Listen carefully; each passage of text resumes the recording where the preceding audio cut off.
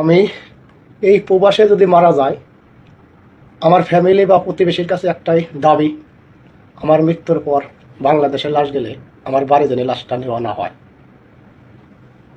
আমার যদি রাস্তার কুত্তায় আমার লাশটা খাওয়া যায় তাতে আমার দুঃখ নেই, কিন্তু আমার স্ত্রী শেষ বিদায়ের কালে যেন আমার লাশের চেহারাটাও সে দেখতে না পারে।